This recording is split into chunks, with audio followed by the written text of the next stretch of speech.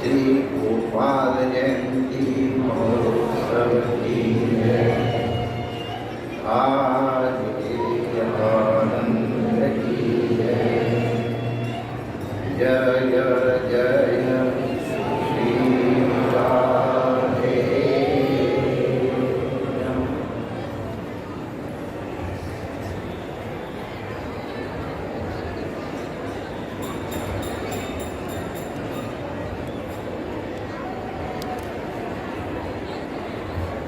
नारायण नारायण नारायण नारायण। महापुरुषों ने अपने स्वभाव से, सद्भाव से इस प्रकार अपने सेवक पर अनुग्रह किया।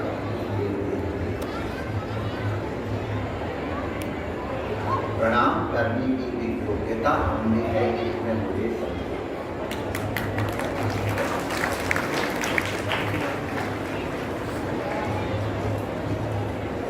पूज्य पूजन के भी सब अधिकारी नहीं। ऐसे पूज्यों का हम पूजन कर सके,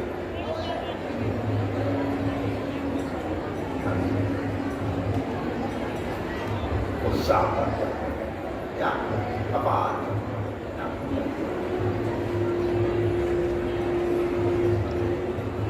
सेवा करनी है। तो छांदोग्य मिशन की एक आख्यायिका, आख्यायिका माने कहानी, कथा, उसका आश्रय लेते हैं और जितना संक्षेप में हो पाएगा उतने कम शब्दों में उस आख्यायिका का विचार करें, वर्णन करेंगे। लेकिन उस आख्यायिका से हमको क्या प्रसाद मिल रहा है,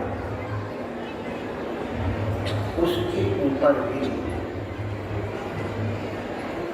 इन महापुरुषों की जीवन का प्रसाद वितरित करने की चेष्टा है।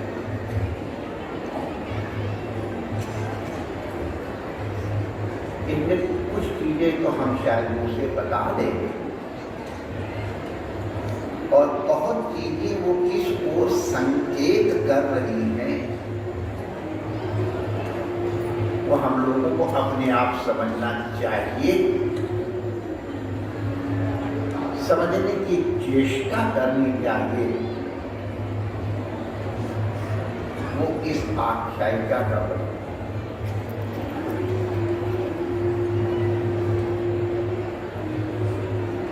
हमारे यहाँ श्रोत्रिय का बड़ा संकट। श्रोत्रिय माने केवल कोई ग्रंथ पढ़े ये नहीं। श्रोत्रिय का मतलब है गुरु शक्ति पूर्वक, गुरु शुश्रूषा पूर्वक,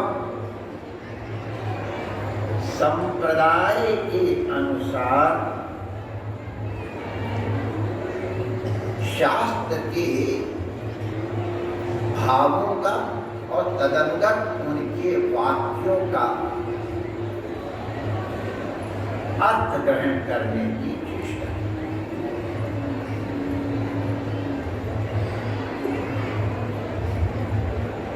शास्त्र अति गंभीर है,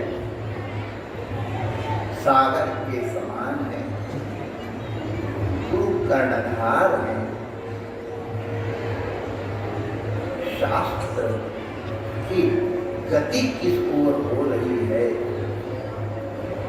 शास्त्र की दृष्टि क्या है, ये गुरु कृपा करके प्रदान करते हैं। और जो शिष्य उस दृष्टि को प्राप्त कर लेता है गुरु कृपा से उसे श्रोत्रिय बने। तो हमारे यहाँ श्रोत्रिय होना एक बड़ा सम्मान का संकेत है।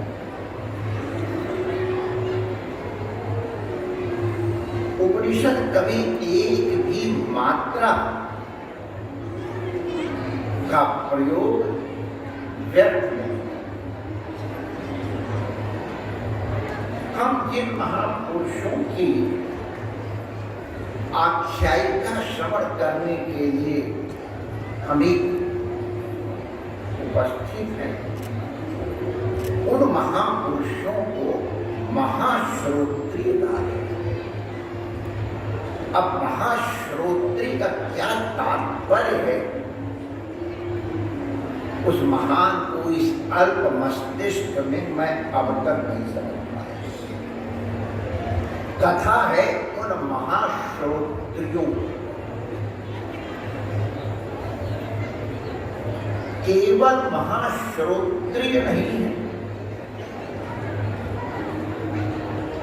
जैसे हमने आपको संगीत में बताया है कि श्रोत्रिय बनने के लिए सत्य तो है ही है। अत्यंत संयम पूर्वक गुरु शुश्रूषा पूर्वक आंतर्य नहीं स्वीकार किया जाता। तो पहले व्याकरण है। कितने अंग हैं आजकल, तो लोग एक अंग की पूरी तरह से नहीं सुन पाते, पढ़ने के बाद तो छोड़ते। महाश्रोत्र, तो वो महाश्रोत्री के संग एक और विशेषण लगा दिया, महाशाल।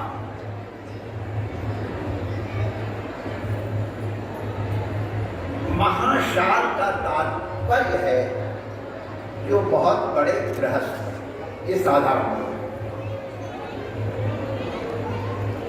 वास्तविक तात्पर्य ये है जैसे एक कुलपति होते हैं, तो हमारे यहाँ संभवतः 1000 शिष्यों को जो पढ़ाते हैं उनको कुलपति कहते हैं। ये शास्त्र का उपनिषद का बात कह रहा हूँ। कदम आचार्यों की भी संख्या निर्धारित है। हमको सर्वथा शक्त रूप से वो ध्यान नहीं, इसलिए मैं उसका उच्चारण नहीं करता। उनके आहार विहार के सहित उनके अध्ययन अध्यापन संरक्षण की जो व्यवस्था करते हैं उन्हें कुलपति। महागृहस्थ माने जिनके पास सहस्त्र से अधिक तुम आचार्य हो और 10 सहस्त्र से अधिक विद्यार्थी हो, उनके पठन पाठन रक्षण अनुरक्षण भोजन इत्यादि की जो व्यवस्था करें,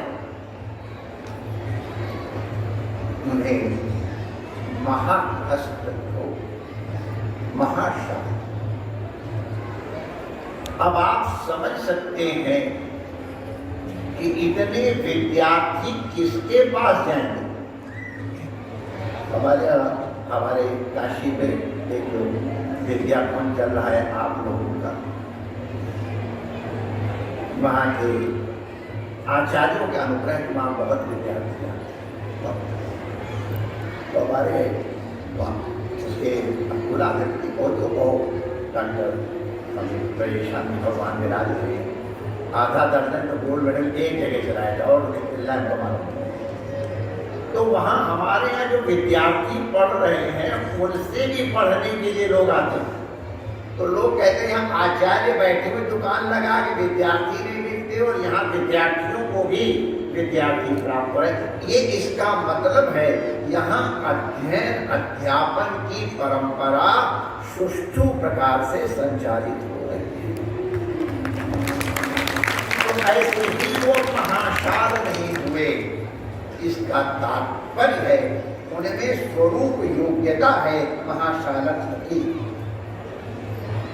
अब आप अपने विवेक से से उनकी महिमा का मूल्यांकन करने की चेष्टा जरूर करो। तो कितनी महान विभूति होगी। उपनिषद काल की बात हमारी आजकल की कितना बड़ा उनका महत्व होगा, कितना महनीय व्यक्तित्व होगा।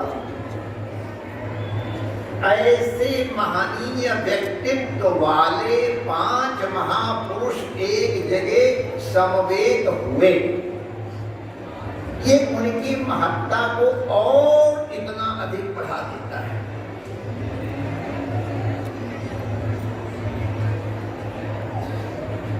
भोले बाबा या हनुमान जी जैसे लोगों को छोड़ो, आजकल के कई वक्ताओं को तो दूसरों की कथा ही अच्छी नहीं लगती, एलर्जी होती। असली श्रोता वो है, असली वक्ता वो है जो सुनने की इच्छा करता है और अभी ज्ञान सुन ही रहे।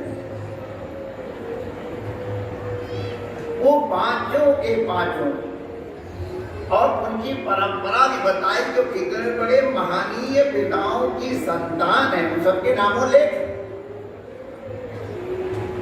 ऐसे महाशास्त्र महाश्रोत्रिय, ये उपनिषद उनके विशेषण दे रहा है। किसी एक समस्या के ऊपर विचार करने के लिए समवेत हुए एकत्रित।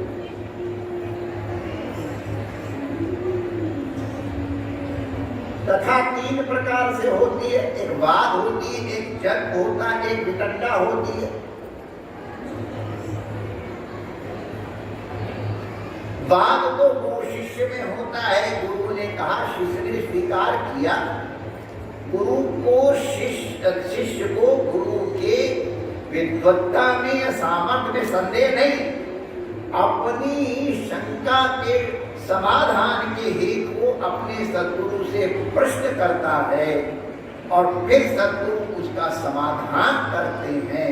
पुनः यदि शंका होती है तो विद्यार्थी पुनः करते हैं। हम लोग इस तरह की परंपरा से पढ़े तो गुरु जी कहते तुम लोग हमको पढ़ाते बड़े बड़े शास्त्री तुमसे मैं पढ़ता हूँ।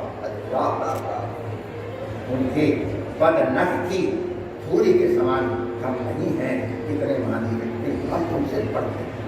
ठीक बात, विद्यार्थी आचार्य को पढ़ाता है।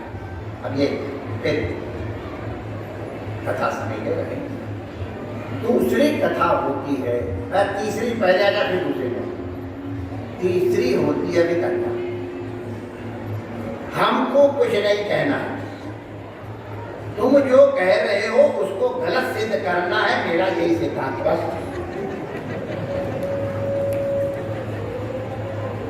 हम तुम्हारा घर नहीं बने रहने देंगे, इसको भी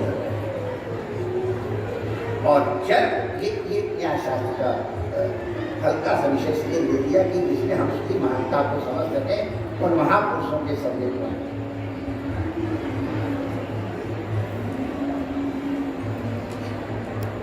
दो बराबर के विद्वान या 2 से अधिक बराबर के विद्वान बैठे और एक किसी विषय के ऊपर उनको चिंतन करना है, जिज्ञासा करनी है। हृदय कोई इसमें विजय पराजय वाला भाव ही नहीं है, केवल शंका का समाधान हो जाए, इसके लिए वो प्रश्नोत्तर भी करते हो, समाधान करने की चेष्टा भी करते।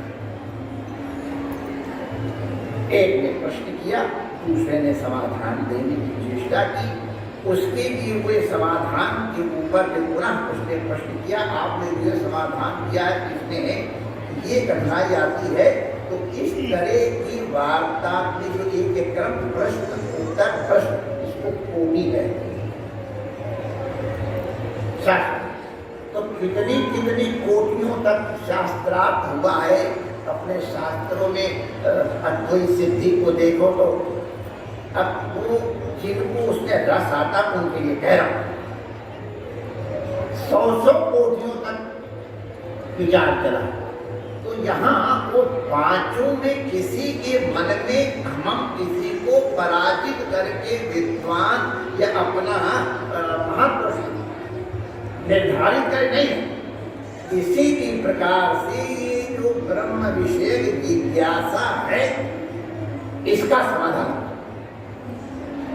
अब उतने बड़े विद्वान, उतने बड़े कुलपति, कितना महनीय व्यक्तित्व होगा जो एक जगह संवेद होकर सबके सब बस लंका में सब 49 हाथ के थे, उससे छोटा तो कोई भाई तो वही हालत, लेकिन उनको समाधि की प्राप्ति नहीं समाधान कर। अब देखो ये गौरव नहीं है कि हम कितने बड़े महाश्रोत्री हैं, महाशाल हैं। ऋषि अदालत के पास गए तो हम पांचों जने आए, हम आगे कहा उस विषय में वैश्वानर को, उस परम तत्व को वैश्वानर के रूप में वहां निरूपित किया गया है। ये कह देंगे समाधान अहम वैश्वानर भूत्वा प्राणिनाम देहम, ये उसकी ओर संकेत है। तात्पर्य कहाँ वही आप ने दिखाई बहुत योग्य है, इनके मन में हमारे प्रति आदर है। हम जो कहेंगे इसको ये स्वीकार करेंगे, इसलिए ये चल करके आए।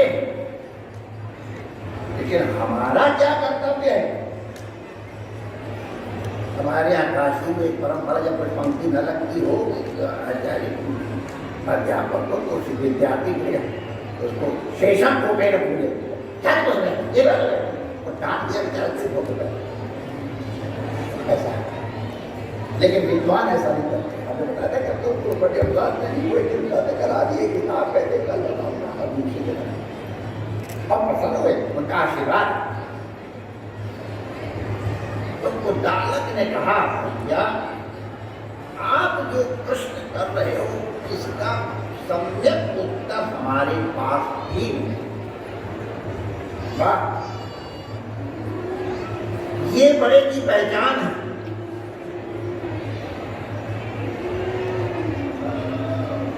विद्या ददाति विनयम,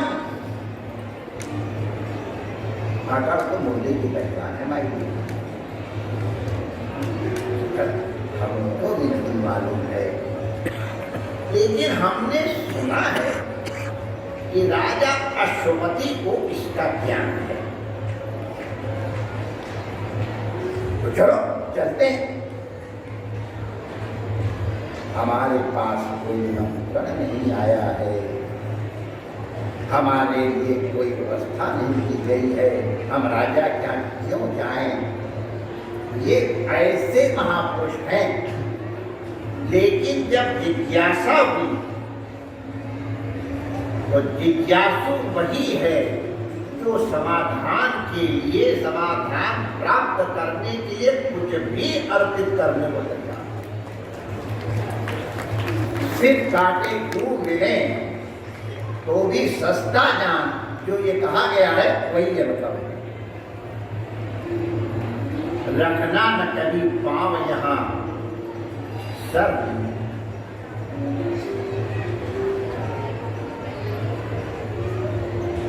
उन्हें मालूम अश्वपति के पास ये ज्ञान है। तो 5 और 1 6 वो कितने तेजस है। मैंने आपको उनके गुण बताए ना, क्या तेज होगा उनके। ऐसे तेजस्वी 6 महापुरुष एक साथ संवेद होके राजा अश्वपति के यहाँ पहुंचे। राजा कृतार्थ हो गया, धन्य हो गया। हमारे गोपाल में सब लिखा है महाराज ने, संतन का परियमना धन्य हो गया। धन्यो गृहस्थाश्रम जिसमें साधु संगठन के होता। राजा ने उसका सम्मान कराया और फिर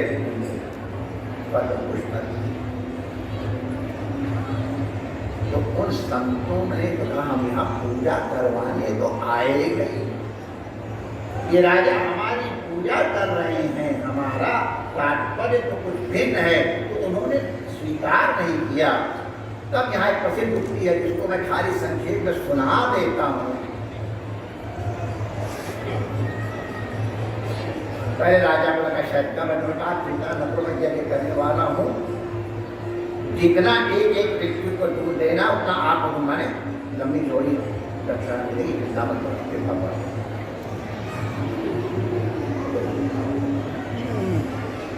उन संतों के मन में उत्साह देख करके उसको लगा राजा को ये श्रोत्रिय महापुरुष हैं, राजा का धन नहीं लेना चाहिए। तो अब हम नाम नहीं लेंगे अब, लेकिन हम लोगों के शास्त्रों में हम लोगों के लिए निर्देश है, किसका अन्न लो किसका न लो। ऐसा भी है कि 10 इनका अन्न लो तो एक उसका अन्न लो तो बराबर हो जाएगा, तो उससे इस तरह की एक तारतम्य हम लोगों के दिमाग में बैठाया गया है, क्योंकि जैसा खाए अन्न वैसा बने मन। हमारी डियरली जो पैसा जो आप लोग देते हो ना, शायद पारा हजम करना आसान हो, पर ग्रह हजम करना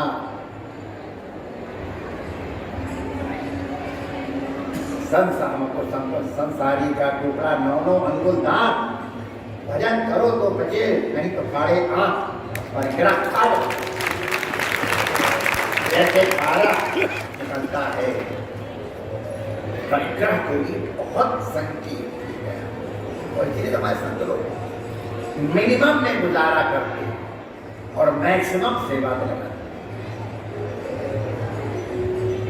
तो कई लोगों के धन को अति पवित्र माना गया है, उसमें से राजा के धन को भी अपवित्र माना गया। उसका कारण है कि राजा क्या किसी को दुखी करके जुआ के टैक्स और शराब के टैक्स न जाने कहाँ कहाँ से उस तरह से आता है, इसलिए उसके धन को पवित्र नहीं माना जाता है। तो राजा को लगा शायद हमारा धन इसलिए नहीं देना चाहते राजा अश्वपति ने, ये मैं इसलिए सुना रहा हूँ कि अश्वपति भी कितना महान है। आज वो बात मैं अपने लिए कहने की हिम्मत नहीं करता हूँ, इन सब महापुरुषों के सामने सत्य बोल रहा हूँ। जो कसौटी राजा ने बताई हम उसमें अपने को खरा नहीं पाते, हमें मालूम अपनी वीकनेसेस। राजा ताज को कहता महाराज आप हमारे धन को लेने में संकोच मत करो। नमेस्तेनो जनपदे न कदलियो न मद्यपः इत्यादि पूरा बताया। नानाध्यायी ना विद्वान न स्वैरा स्वैरणी। महाराज हमारे राज्य में कोई पाप करने वाला है ही नहीं, अपने कर्तव्य का पालन न करता वैसा कोई है ही नहीं। परस्त्रीगामी पुरुष नहीं, स्त्रियां कहाँ से पुरुषगामी हो जाए इत्यादि। माने हमारा धन अत्यंत पवित्र, इसलिए आप स्वीकार करो।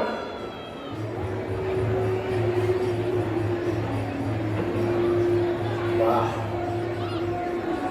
इतने लोग ये दावा कर सकेंगे कि हमारा ये धन पवित्र।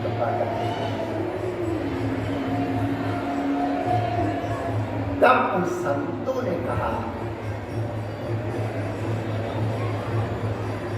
उन महाश्रोत्रिय और महाशालों ने कहा, महापुरुषों ने, राजन जो जिस प्रयोजन के लिए आता है उस प्रयोजन का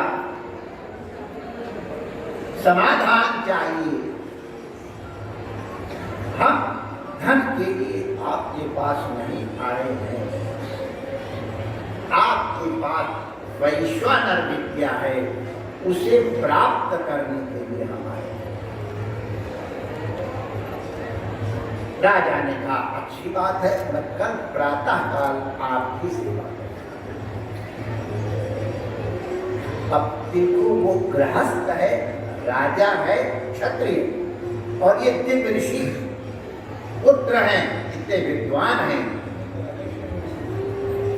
और वो समित पाणी राजा के पास गए। साफ साफ लिखा हुआ है सामवेद में, समित पाणी होके राजा के पास गए। ये इस तरह सीखा जाता है।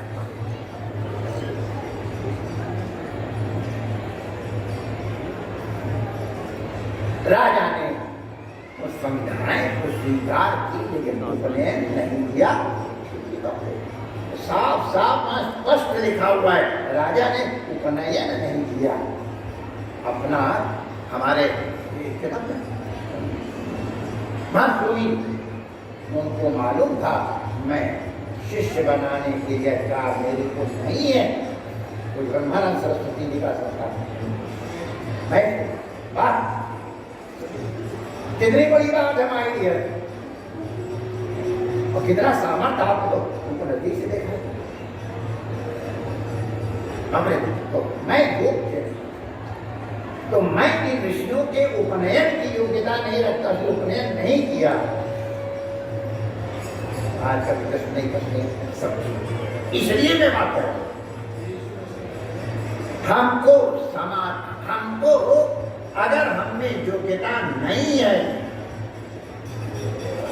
तो फिर हमको कुछ चेष्टा करके उसकी तो होगी जो अपनी हानि नहीं करनी चाहिए।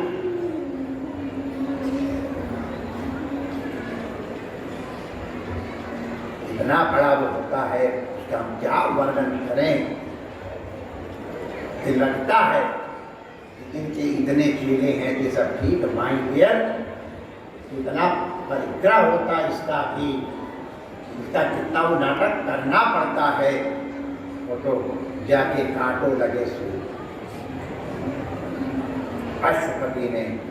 अब देखो गौर करो, विद्यार्थी बन के आए हैं तो एक तरफ से हाँकना नहीं शुरू किया।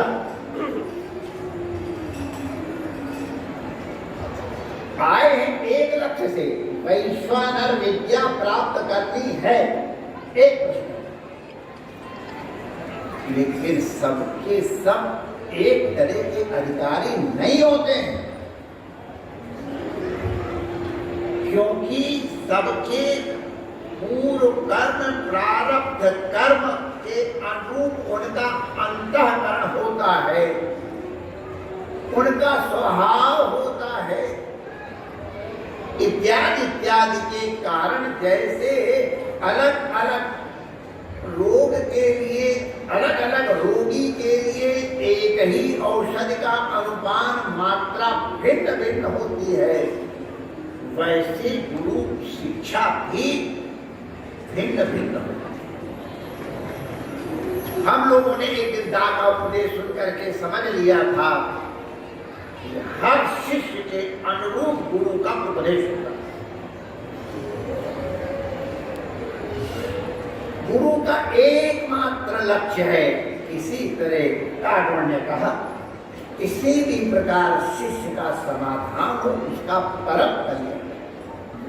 इतने बड़े श्रोत्रिय, इतने बड़े महाशाल आए हैं, राजा ने उनसे प्रत्येक से इवैल्यूएशन के लिए प्रश्न किया। अरे प्राथमिक प्रसंग है, हम कुछ डिटेल में नहीं जाएंगे, संकेत से आपको बता दे रहे हैं।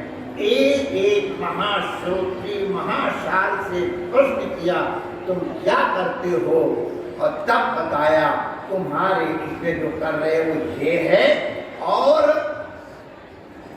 तुम ये जो साधना कर रहे हो उसके पुण्य के कारण तुमको ये चीजें मिली हैं। अरे महाशाल होना ये कोई सामान्य पुण्य की बात है। तुम्हारे पास इतना अन्न है, सबका वर्णन है वहां, ये तुमको प्राप्त हुआ है, ये कि तुमने उपासना, लेकिन तुम्हारी उपासना अपूर्ण है। फिर उसको पूर्ण करके समाधान किया, और तो बहुत अच्छे आ गए हमारे पास। अगर तुम हमारे पास न आए होते तो तुम्हारी इस प्रकार से हानि हो।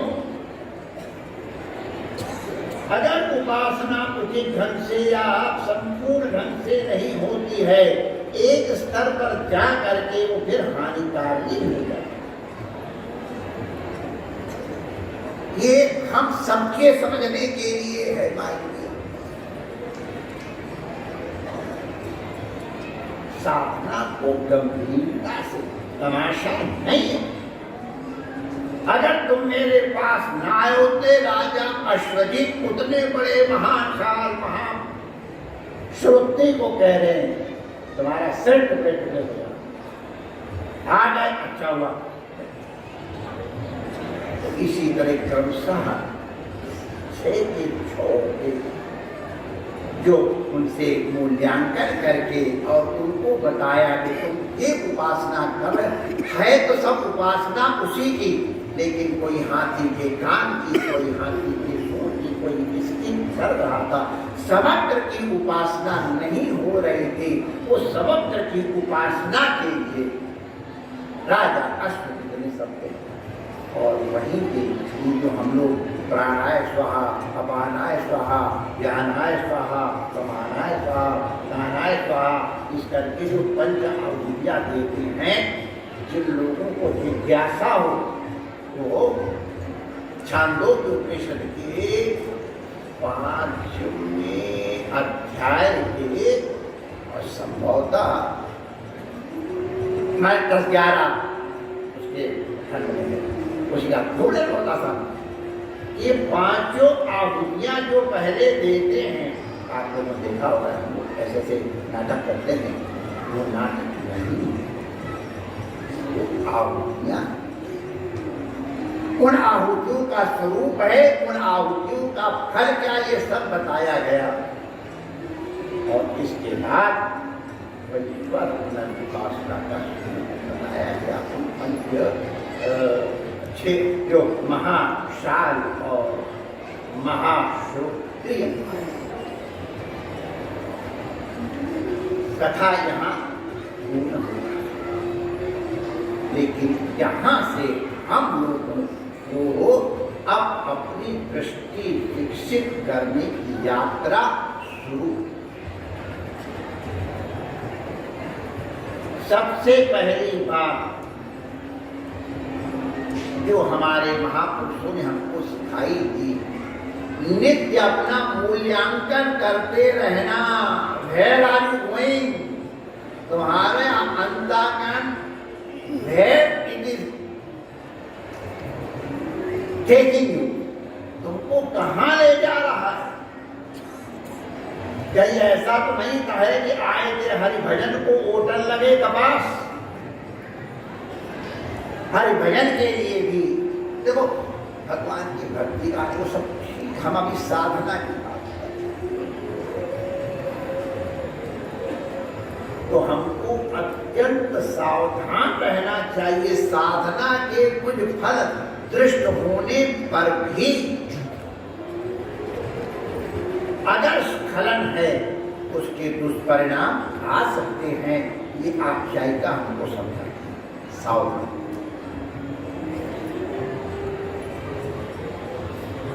हरे से प्रश्न नहीं किया जा सकता है और हरे को उत्तर देने का साहस नहीं करना चाहिए। यदि साहस नहीं है तो मना कर दो। तालक जैसा महापुरुष इतने अद्भुत ढंग से उसको गुरु का प्रसाद प्राप्त हुआ है और वो साहस दुस्साहस। आज इन गुरुजनों का स्मरण करते हुए छांदोग्य उपनिषद की इस आख्यायिका के आश्रय के माध्यम से हम अपने गुरुजनों को वंदन करते हैं। ये आख्यायिका हमारे यहाँ एक साक्षात कहा जाता और एक परंपराया कहा जाता है। उसको क्या शब्द है, सीधे बोलते उसको क्या बोलते हैं? परंपरा। अच्छा, क्या एकदम जब कोई पुरुष बैठा होता तो आता हो तो वो भी भूल जाता है। तो मतलब उसको व्याज स्तुति कहते हैं। तो व्याज स्तुति माने कह रहे हैं कुछ और लेकिन तात्पर्य उसका और है। जैसे साहित्य में माई डियर देख रहे हैं पलाश के फूल की ओर और तात्पर्य कहीं और होता है, उसी तरह तो इसको ये आज किन गुरुजनों ने यहाँ तपस्या कर हम लोगों के लिए ये पुल बना, ये हमारे लिए बेड़ा बना। कैसी कैसी उनकी तपस्याएं रही हम लोगों ने सुना है गुरुओं से और लोगों से। आज उनका अनुग्रह है, उनके परमाणु यहाँ विद्यमान है हमारे लाला लाली के तो